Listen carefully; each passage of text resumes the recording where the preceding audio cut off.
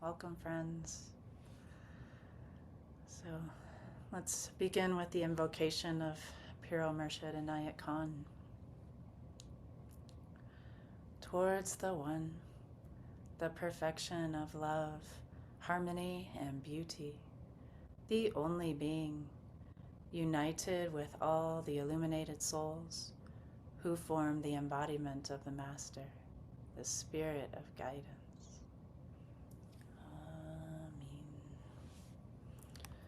So first I'm going to do just a little brief introduction of a description of what Ziraat is, in case this is really new to any of you, and then we'll delve more into the practices and whatnot. So Ziraat has taken many forms through this lineage of Inayat Khan. It's said that he started this activity or this ray towards the end of his life, and there's some debate as to whether or not the practices and writings and ceremonies are his, or maybe a collaboration with one of his closest murids, Murshida Green.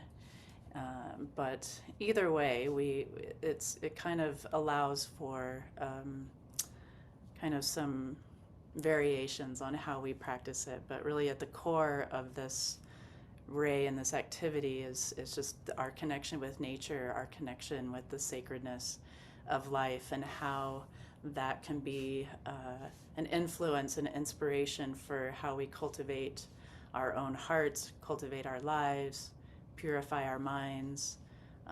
A lot of it is using the symbolism of agriculture.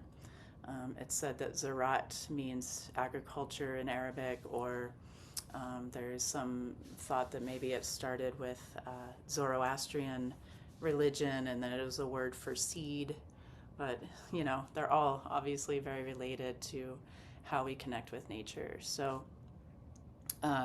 there was a ceremony, or a Ziraat Lodge ceremony, that was created.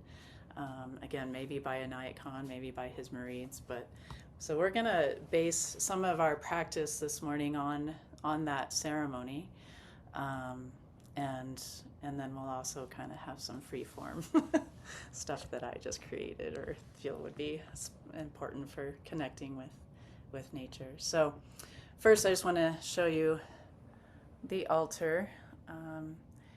Inayat Khan, of course, very much had a thing for the gold, yellow. So the gold cloth is over the altar, and then we have the four elements represented. So I have some stones that I keep around with me a lot that are representing earth, obviously. And there's a little glass of water here, which is some water from the river that's right by where I walk every day. So it's a special connection to water for me.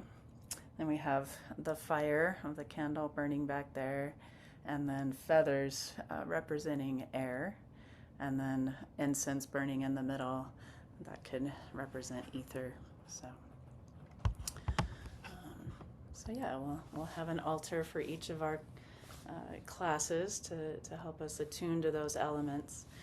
And then we'll begin the ceremony with attuning to the elements. It's called the salutation to the elements. And I'm going to put this in the chat window so you can see what we're saying, and you can say it along with me if you'd like.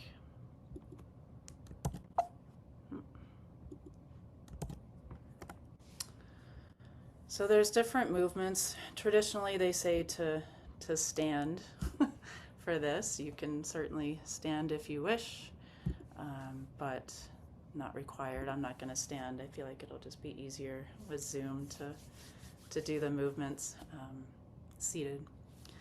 So I'll just lead us through this, and feel free to join me. And like I said, the words are in the chat window if that's helpful for you.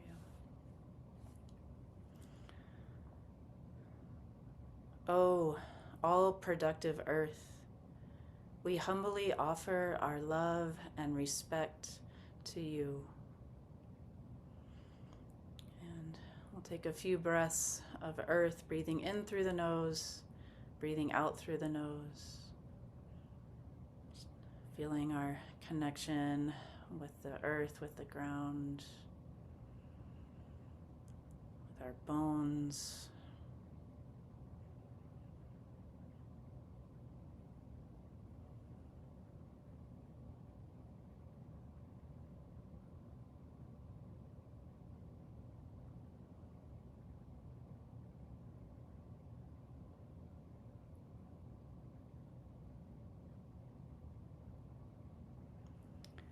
And for water,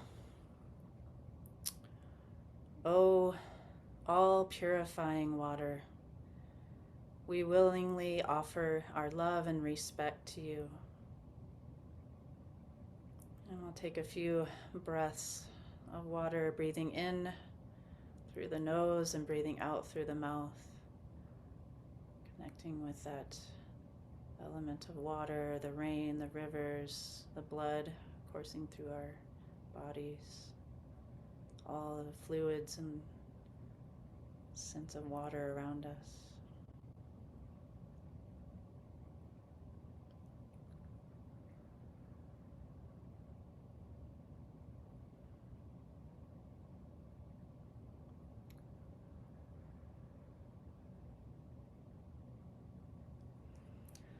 And to fire,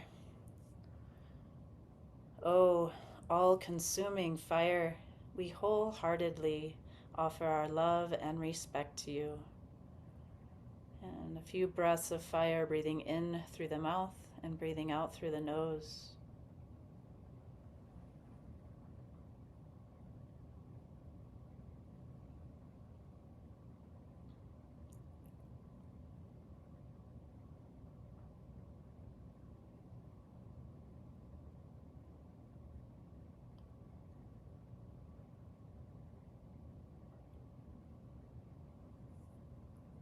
And for air,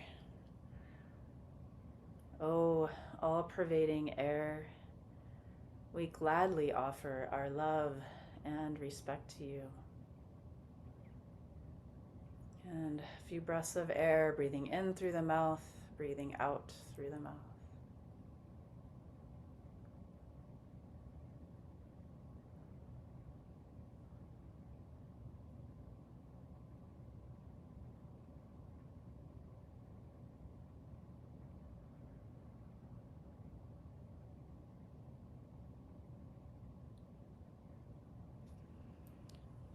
And for ether, O ether, essence of all, we passively offer our love and respect to thee. And this breath is just a refined, simple, natural breath, offering our gratitude for the source of all these elements that are within us and all around us.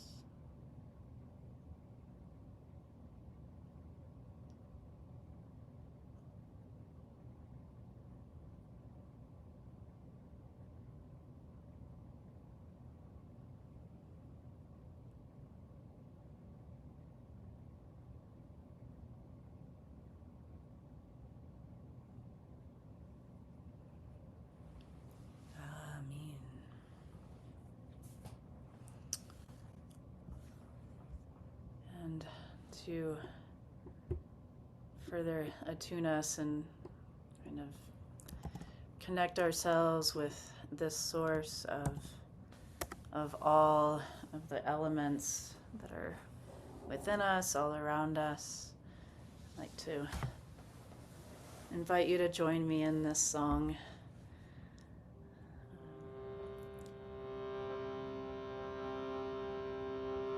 Oh wait, that's not actually what I meant to do. We're doing a drum. I'm gonna do the heartbeats.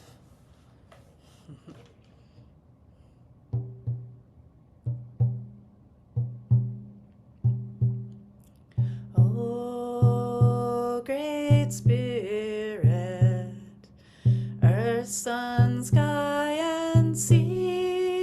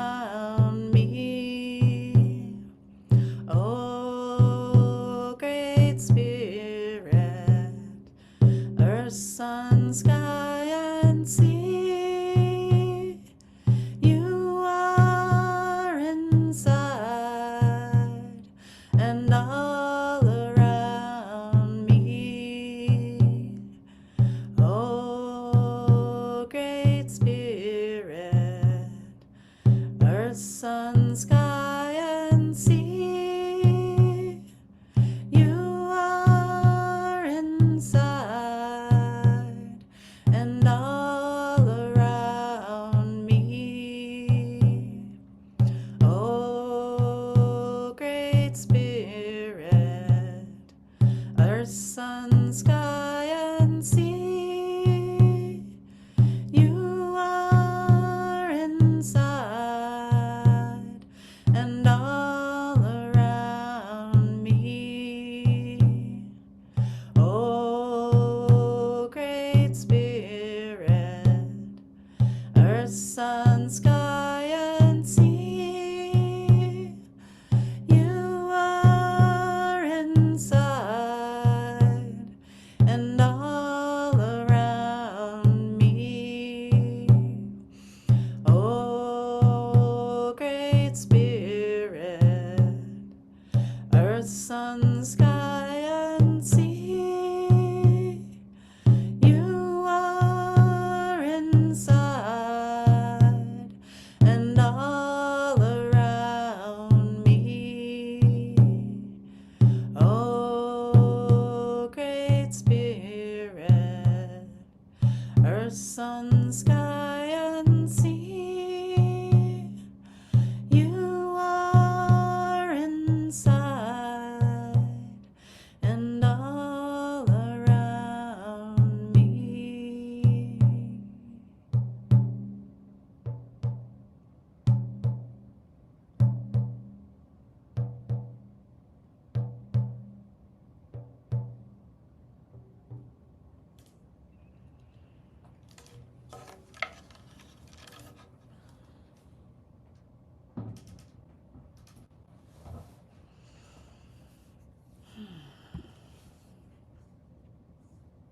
Okay, so just a little bit about the terminology that's used in Ziraat. As I mentioned, it's based on agriculture, is meant to be an esoteric school that really using these terms of gardening and farming as a way of how we cultivate the heart. So I think with each of our classes that's happening each Sunday, or not each Sunday, I'm sorry, each Sunday, first Sunday of the month, we will explore different aspects of these terms and have some readings from Inayat Khan, just to explore a little bit more of maybe some of his original intention. But we'll also spend a lot of the class focusing on what's happening in nature around us right now, and how that can be a teacher for us. So so some of the terms with sovereign or owner of the farm is basically referring to the one and only being, as God or creator, and really can think of that as the caretaker of the planet and of our souls. So that's one of the terms that's often used in this ray. And then there's the great farmer, and that refers to Inayat Khan. And then there's the most experienced farmer, which is generally the peer of the Sufi order. And then there's the experienced farmer, and that's someone who can initiate others into Ziraat. So this was designed as a ray that people can be initiated into.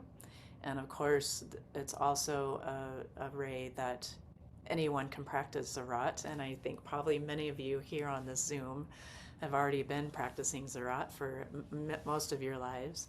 So it's not obviously necessary to be initiated into this order, but if it is, something that you want to delve deeper into, then there is that option, that process. So basically, the people, we are all the farmers, we're all the workers, we're the caretakers of the land, the soil. As we care for the earth and read the sacred manuscript of nature, we cultivate our hearts and our inner lives, bringing more, planting those seeds of love and harmony and beauty, preparing us for our outer work of bringing more healing and love to the world and the planet, and really developing a relationship with the nature around us. And I know that's different for each of us in different parts of the country and perhaps of the world if you're watching this video later. And there's 6 forms of work, or 6 watchwords that they use, or that was introduced in this ray. So there's the plowing, so that we need to till the soil and see, what's in that soil, that ground, that earth that we're beginning with in our hearts. And then the harrowing, and the watchword for that is courage. So harrowing is not a word that people probably hear often. I wasn't sure what it was. Had to kind of delve deeper into that, but I guess if you're a farmer, maybe it's more familiar. But harrowing is where after you've plowed up the soil, you really go through with another machine that has these little spikes that really make the soil perfect and ready for the seed. And then there's the sowing, and that watchword is hope. And then there's reaping, and that watchword is joy. So obviously as we reap what we've been sowing, there's lots of joy. And then there's threshing, which is strength, and then garnering of thanksgiving. So those are the different, parts of Ziraat that we can focus on. And really, again, like I said, it's really focusing on that inner life of courage, hope, joy. How do we find strength? And of course, there's always gratitude. That is the ultimate result of all of this work that we're doing in our inner lives. So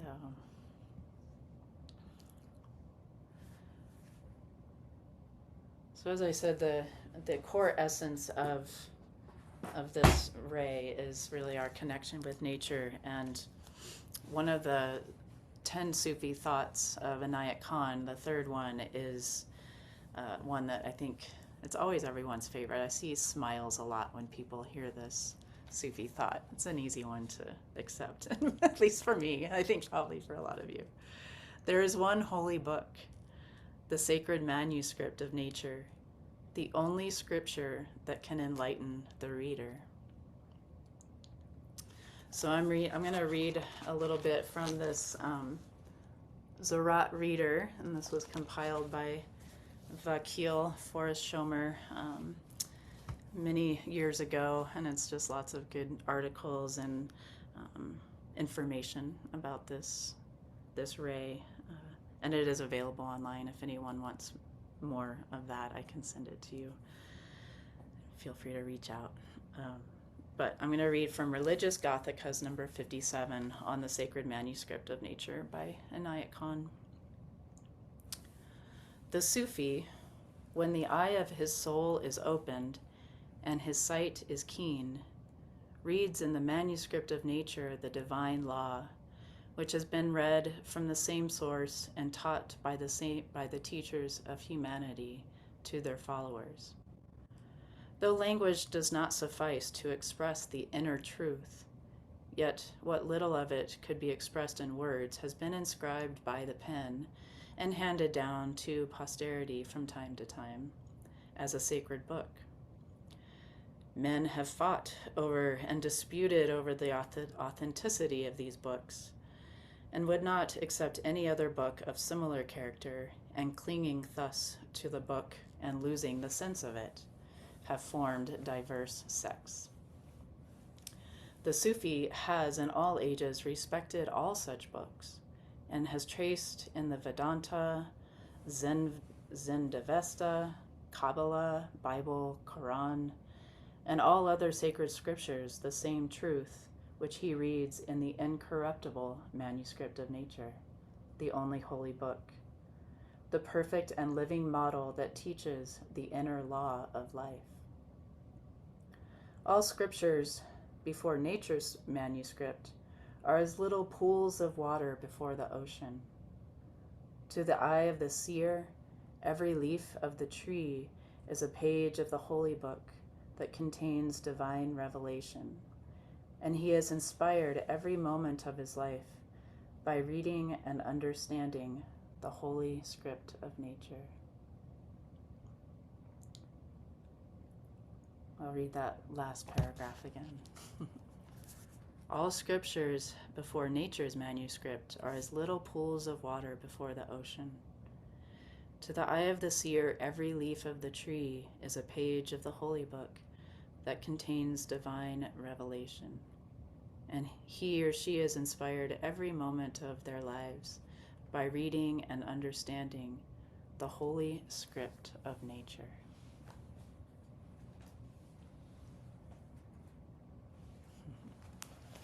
I love that.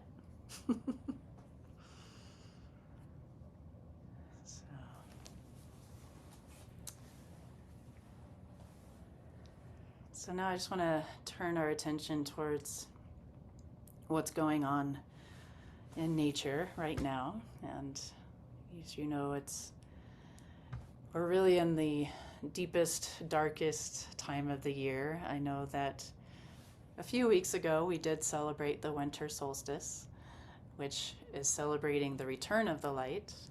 The days are starting to grow longer, but as you may have noticed, it doesn't necessarily feel that way.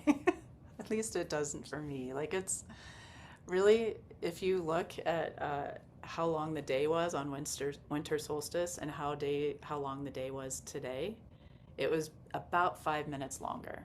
So it's a very slow growing of the light right now. It starts to grow longer and faster as we go in through the year. But right now, it's just so still and quiet, and really, I feel like that nature is still so still. Like, even the seeds underneath the ground, yes, we know they're there. We know they're going to come back. But I'm not sure they're even stirring yet. I mean, they're really resting. And it feels like such a great invitation to rest right now and listen to what the silence and the stillness has to teach us. I know that in January, when we're like, okay, we're in a new year and I'm going to make all these resolutions and go to the gym every day and, whatever it is. And there is that sense of the newness of a year that inspires perhaps making new goals and desires and intentions. And I certainly encourage that if that's, feels like a good energy for you. But sometimes I feel like we in our society maybe push ourselves a little too much in that direction, when that's really not what nature is telling us. Like, according to the pagan calendar, there's the winter solstice is the new year, but it's there's no January 1st. Like, our next pagan holiday is in February, the beginning of February, for Imbolg, and the celebration of Bridget, and that's when we start to feel more of that pregnancy and that seed stirring.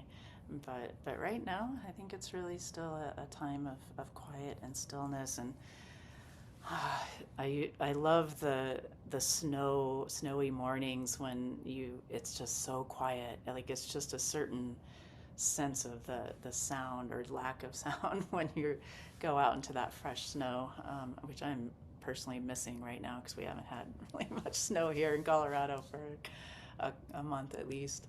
And I know not everyone lives in places where it snows, but if you're living in the northern hemisphere, there's still that sense, that energy of winter and cold and darkness. And it doesn't have to be a scary or negative thing. It's really a time that invites us to really quiet down and to be still and to listen. So I encourage you for this time, for this month, to really take time to be still, to listen to the inner voice. What is it saying? What can we learn? Just watch the snow fall, or sit inside and watch the fire crackle. And, it's a great invitation and time to be quiet. I think that it's actually encouraged and good if we can spend some stillness and quiet time every day throughout the year. But maybe just a little more now, and not to push ourselves too much, even though society is telling us an entirely different message, I feel like. So I would like to read a couple of passages for you from Inayat Khan about repose and stillness and silence, and really how important it is for our inner lives to cultivate that sense of listening to the spirit of guidance and just finding balance in our lives. So this is from Volume 7, The Divinity of the Human Soul. Much as action is needed in life, repose is just as necessary. And sometimes repose is even more necessary than action. All such complaints, such as nervous illness and disorders of the mind, come from lack of repose. This realm of life, which is explored by meditation, is the world of repose. And as one can say that by a certain kind of work, one has gathered this or that experience, or has a certain success, or has added a particular aspect to one's knowledge, so one can also say that by this method of repose, one has acquired a certain strength, illumination, and peace. And when we go a little further, we will find that it is the concept of repose which the wise turn into a method, considering it most sacred.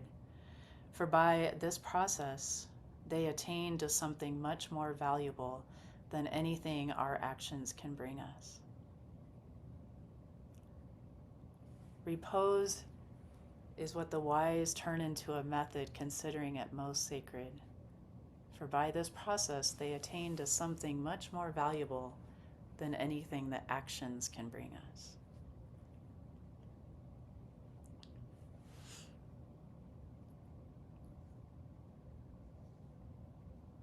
And here's a little more about repose from Volume 10, Sufi Mysticism. The chapter is called Repose. When the lips are closed, then the heart begins to speak. When the heart is silent, then the soul blazes up, bursting into flame, and this illuminates the whole of life. It is this idea which demonstrates to the mystic the great importance of silence, and this silence is gained by repose. Most people do not know what repose means, because it is something they feel they need when they are tired. If they were not tired, they would never see the necessity for it. Repose has many aspects. It is one kind of repose when a person retires from the activity of everyday life and finds himself alone in his room. He draws a breath of thankfulness as he feels after all his interesting or tiresome experiences of the day. At last, I am by myself. It expresses the certainty that there is nothing to distract his mind and nothing which demands his action.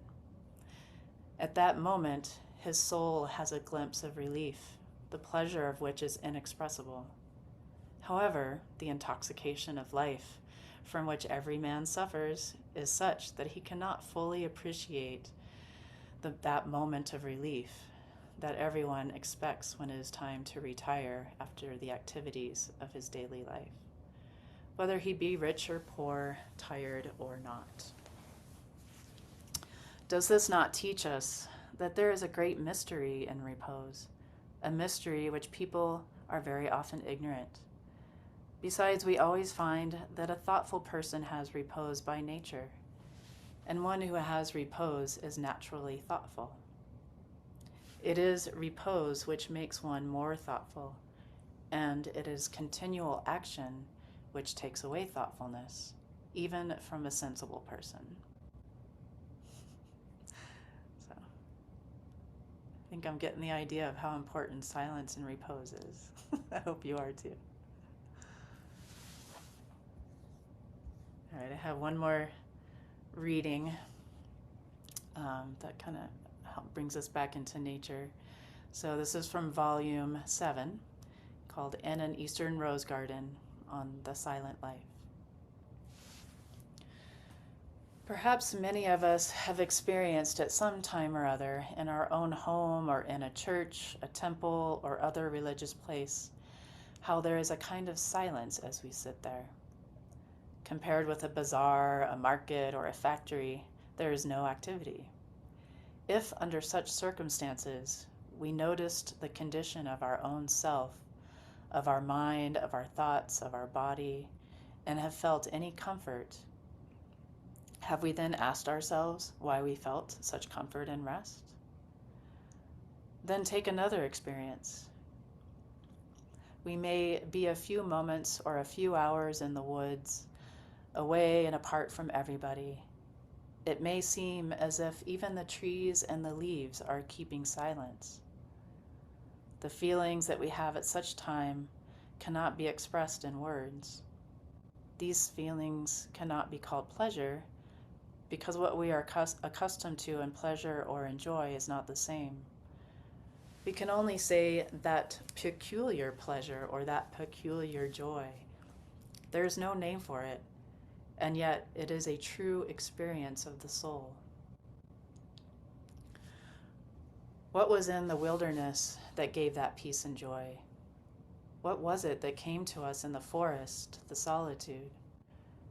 In either case, it was nothing else but the depth of our own life, which is silent, like the depths of the great sea, so silent and still. It is the surface of the sea that makes waves and roaring breakers, so the depth is silent, and so the depth of our own being is silent also.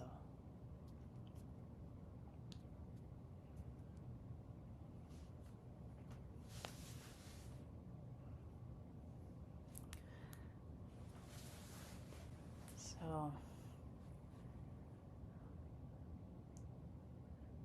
I think next we'll do a song, another song of Be Still.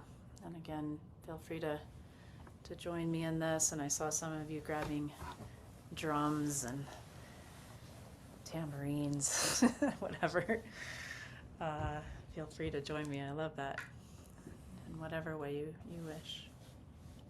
Just attuning to that stillness that is the divine. That's where we hear the divine.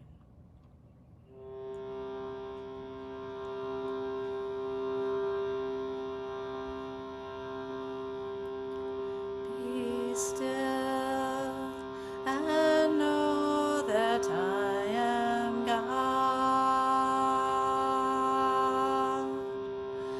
Be still and know that I am God.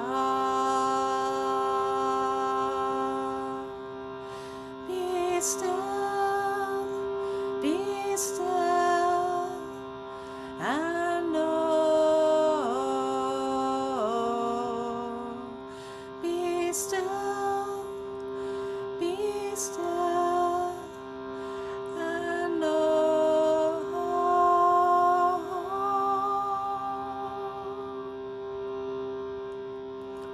Be still and know that I am God. Be still and know that I am God. Be still, be still, and know. Be still, be still, and know.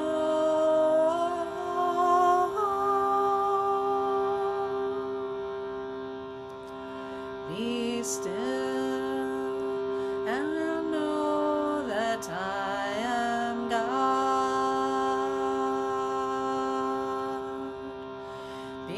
still and know that I am God.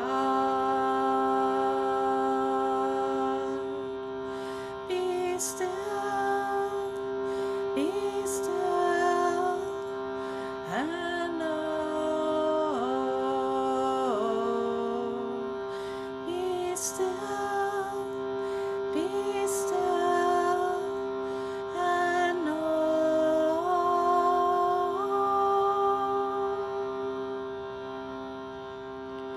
Be still and know that I am God. Be still and know that I am God.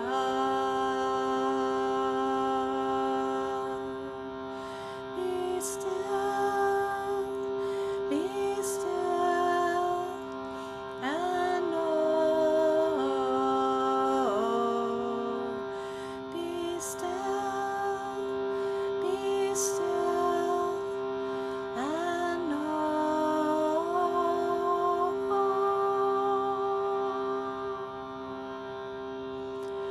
Be still and know that I am God. Be still and know that I am God. Be still, be still, and know.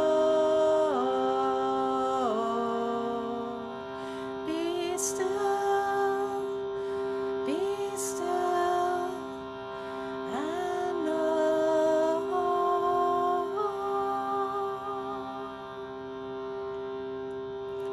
Be still and know that I am God. Be still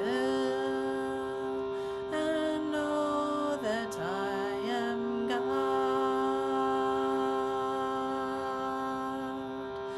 Be still, be still, and know. Be still, be still, and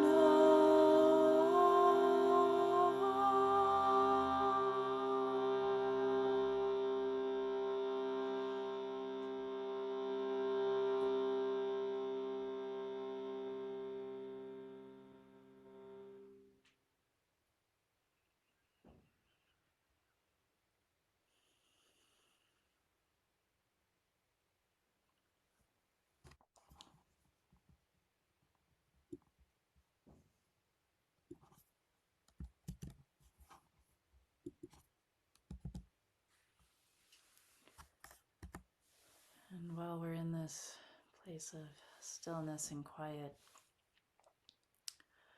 I want to offer a nature meditation, which is a practice of fikr, which is a practice just on the breath, where you're breathing in a mantra and breathing out a mantra.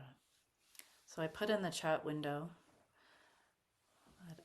what we can be putting on the breath, and I'll say it out loud a few times, and then we'll just be quiet and let you sit with this meditation for a little bit. So breathing in, my heart is tuned to the quietness, and breathing out, that the stillness of nature inspires. Again, breathing in, my heart is tuned to the quietness, and breathing out, that the stillness of nature inspires.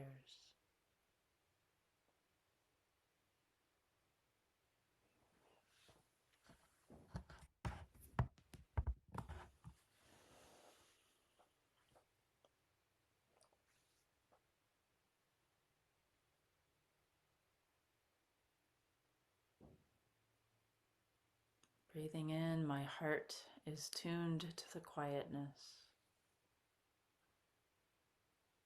Breathing out that the stillness of nature inspires.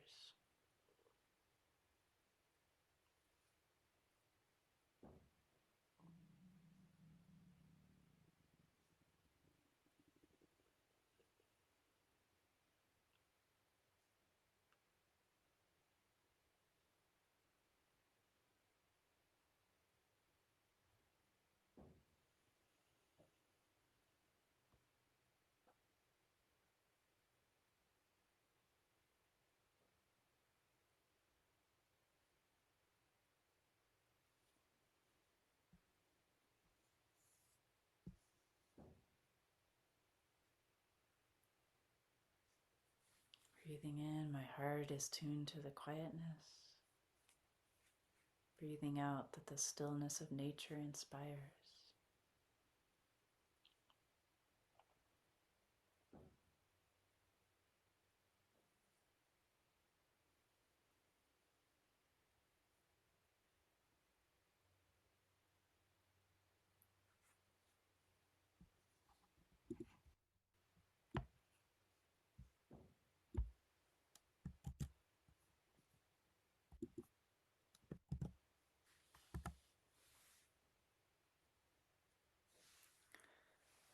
And I put in the chat window another concentration, fikr breathing practice.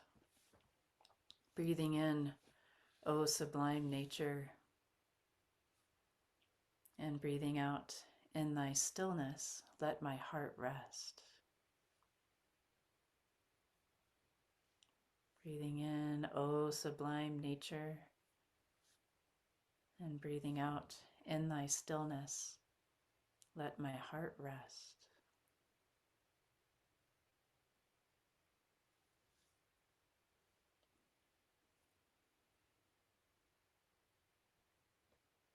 Breathing in, O sublime nature.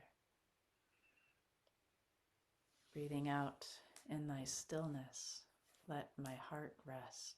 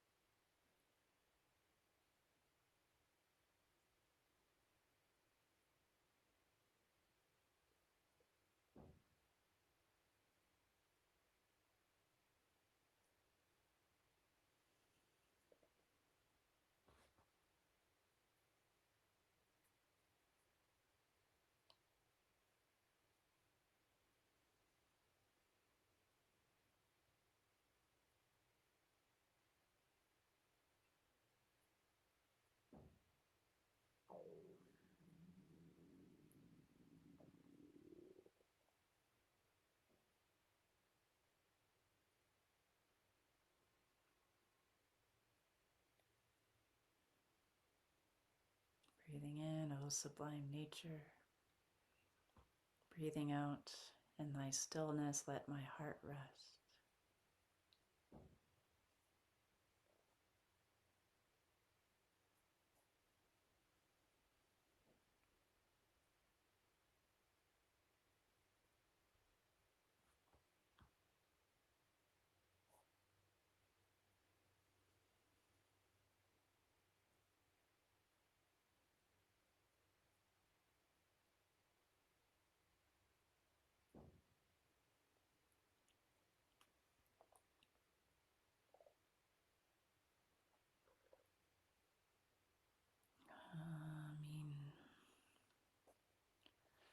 So I'm going to pause the recording here in just a moment, and I want to be able to open it up to any sharing that you may have, and maybe we're all in so much stillness. Not ready to speak, but I would love to hear if there's any intentions that you may have for how you might bring more stillness, quiet space in your life where you can really not just settle into your room, be like, okay, yeah, I'm tired now, it's time to repose, but to really sink into that special place of silence and listening to the sacred within. So Pause. Okay, so thank you, friends. And I'd just like to encourage you to just keep this focus for the month. And maybe if you're walking outdoors or sitting by the fire or whatever, out there looking at birds, to remember some of these practices if you wish, maybe even some of the songs, or just breathing in, "O sublime nature, in thy stillness let my heart rest." So I also want to let you know that if you want a daily dose of the nature that I'm experiencing out on my walks around the riverbend ponds here in Fort Collins, I do post a daily picture with some sort of poetry or practice, like some of these nature meditations, like what we did today. So, and I encourage you, kind of the point of this is to maybe inspire you to have your place in nature that you visit on a regular basis and really develop a relationship with that. And so, um, yeah, that's Ziraat. Anyway, I'm not going to do the whole Facebook page, but you can contact me if you haven't found it yet. I think most of you on here have found it. So if you do, the social media thing, which is fine if you don't. So, all right, let's close with our salutation to the elements, which is exactly how we began. The instructions are to do this silently on the breath, but I'm going to say them out loud in case you're not looking at the chat window and just want to breathe it along silently with me. So,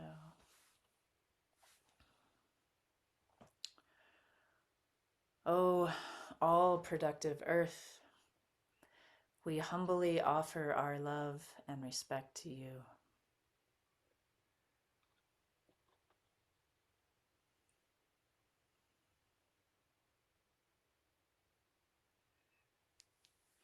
Oh, all purifying water, we willingly offer our love and respect to you.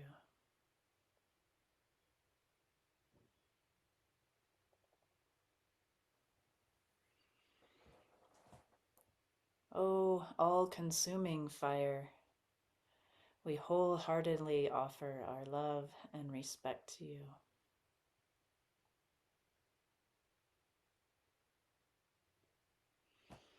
Oh, all-pervading air, we gladly offer our love and respect to you.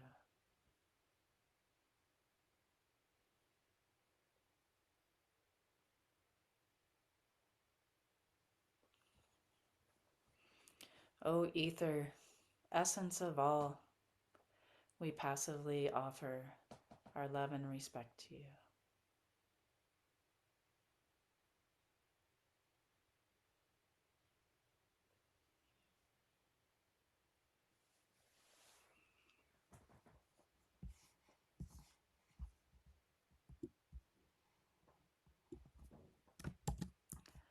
And we'll close with the closing prayer, Khatum, which is in the chat window. O thou who art the perfection of love, harmony, and beauty, the Lord of heaven and earth, open our hearts that we may hear thy voice, which constantly cometh from within. Disclose to us thy divine light, which is hidden in our souls, that we may know and understand life better. Most merciful and compassionate God, give us thy great goodness. Teach us thy loving forgiveness. Raise us above the distinctions and differences which divide. Send us the peace of thy divine Spirit, and unite us all in thy perfect being. Amen.